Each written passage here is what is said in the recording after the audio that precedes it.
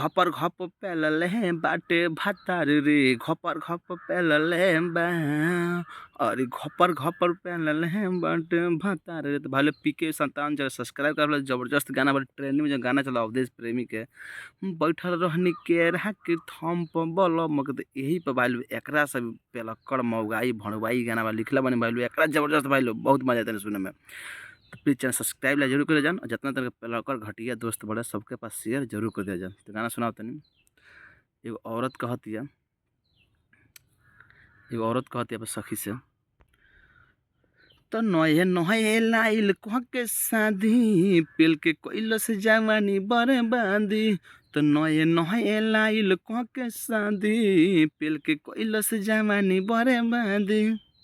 त केतना जोड़नी हम हाथ लेके सूत गइल साथ केतना जोड़नी हम हाथ लेके सूत गइल साथ आही माही कइले बानी पूरा राते। घपर घपर पेलले हैं बाटे भतार सखी घपर घपर पेलले हैं बाटे। घपर घपर पेलले हैं बाटे भतार सखी घपर घपर पेलले हैं बाटे।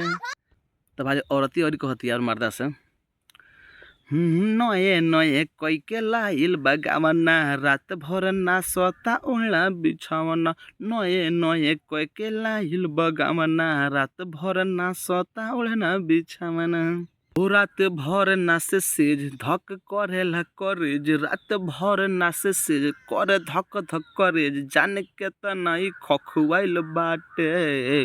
घपर घप पेलो ताटे भातार सखी घपर घप पेलो ताटे। अरे घपर घप पेलले हैं बाटे भातार सखी रात भर पेलले हैं बाटे।